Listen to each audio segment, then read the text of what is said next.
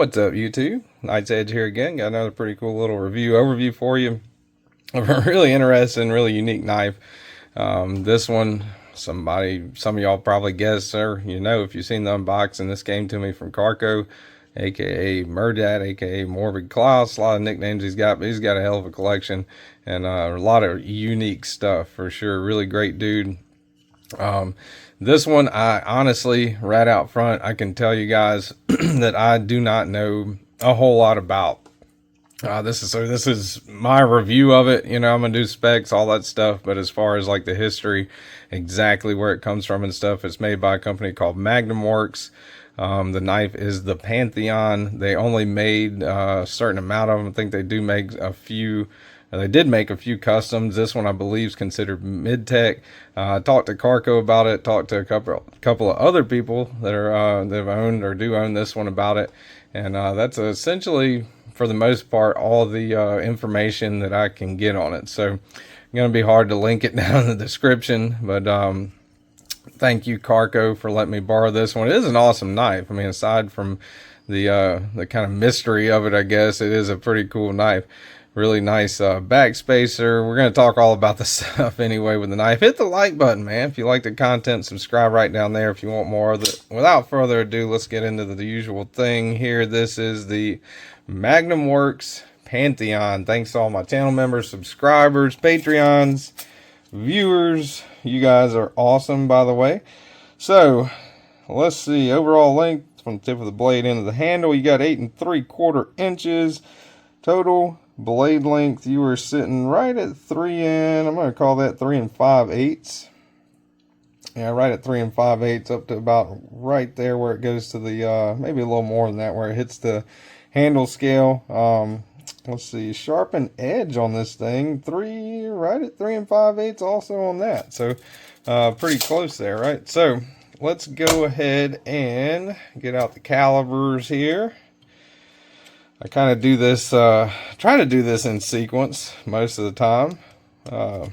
This is kind of not ramble. I mean, I do tend to ramble. You guys probably know that if you watched any of my stuff. 189 thousandths, so thick boy, pretty much, really thick on the behind the spine, thickest part of the spine anyway. 35 thousandths, 34.5 behind the edge, and 602 thousandths on the handle thickness, so pretty thick on the handle too, even for such thick knife. I mean, it's just overall, it's a big, thick, what I would, some people would call like a bruiser, like Satu Dave Barefoot Bruisers calls, it's a big bruiser, kind of reminds me of like a Medford or something like that. Really cool knife. So let's see, let's do some size comparisons. Let's get out the Ontario Knives Rat. That's Ontario Knives Rat Model 1. And your Ontario Knives Rat Model 2. So dwarfs the Rat 2. And a little bit longer and definitely a lot more broad than the Rat 1. Let's do some more of the usual suspects here. You got one of my bruisers, I guess you could call it. One of my big, bulky, what I would say is an overbuilt knife, the 8010. It's just as big as 8010 if you go by length, right? If you go by broadness of the blade, a little bit broader than the 8010, in the most part of it. So, yeah, and feels definitely heavier than the 8010. We'll get into the weight here in just a second. But let's get out the other Demco design. This is the 8020.5. Slicer. That's not the Shark Cub, that's this 20.5. so definitely gives you an idea of how large that knife is. Let's see, let's get out a couple of more usual suspects here. Spyderco Paramilitary 2 and your Spyderco Para 3. Dwarfs the Para 3, way larger than the Para 3 and larger than the Paramilitary 2. More cutting edge than the Paramilitary 2 also. So, all right, let's do some random ones here.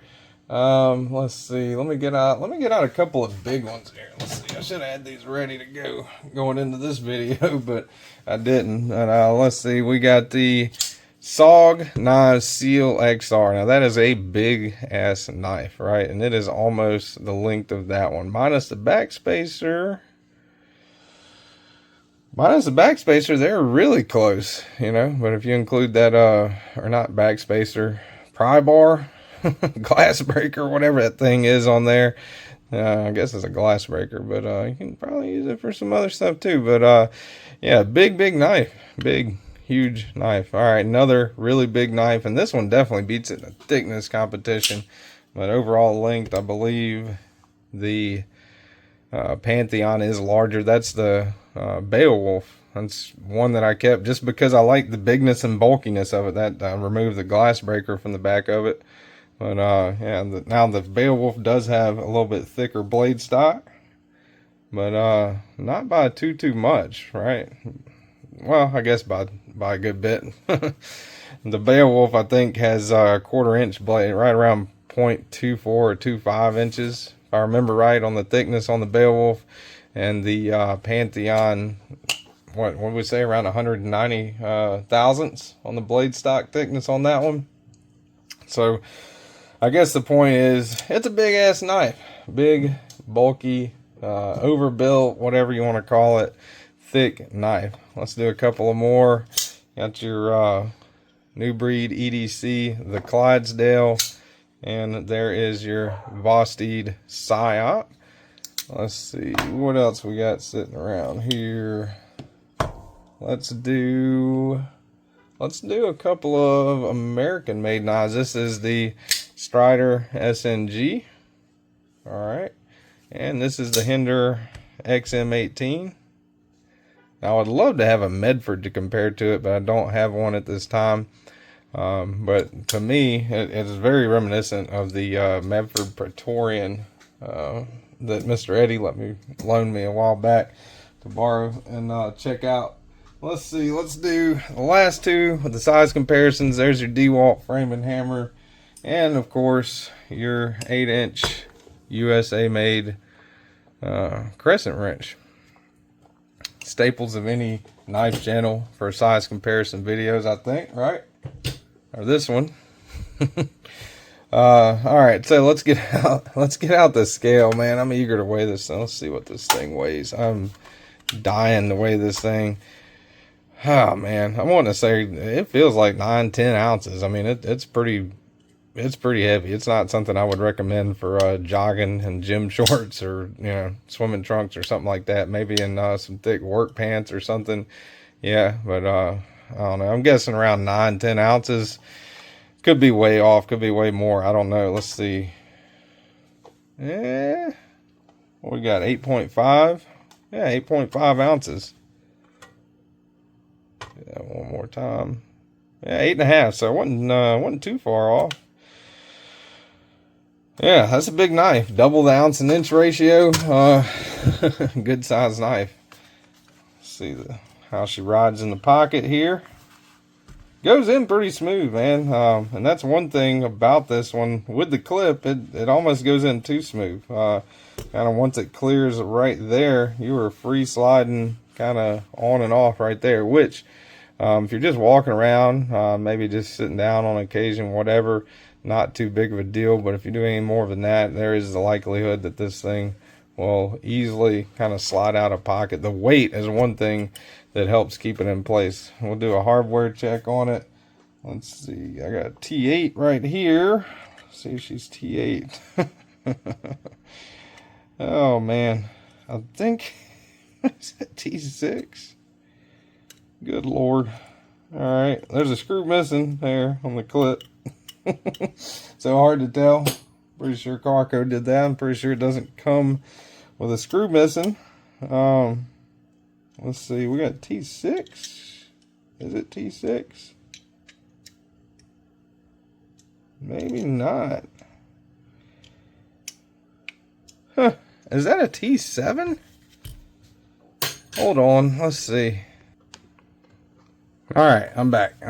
Sorry guys, had to find a T7. This is a T7. Look at this. This is crazy. Let's see. Where is it at? I'll show you T7. All right. So T7 on the pivot.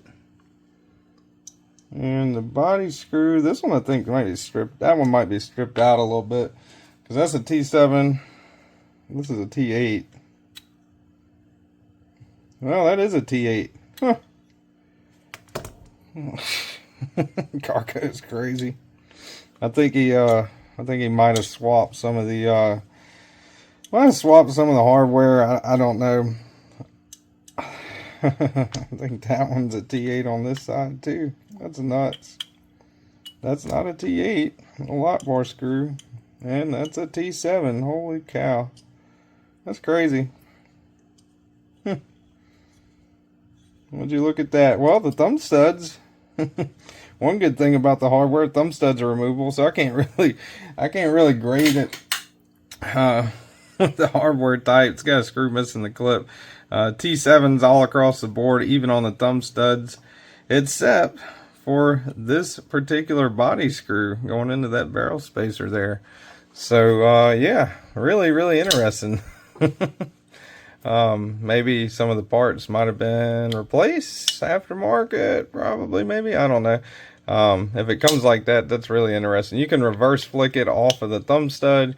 You can use the open and hold to reverse flick it. Now, as big and bulky and as just thick as this thing is, you can choke up on this thing and it feels really comfy in hand. I mean, it feels great, I think. Really comfortable there. One of the only things is that is sharpened right there, right? So if you're choked all the way up on this cutting, just be mindful that you could kind of slip a little bit right there, you know, something to kind of keep in the back of your head maybe while you're cutting.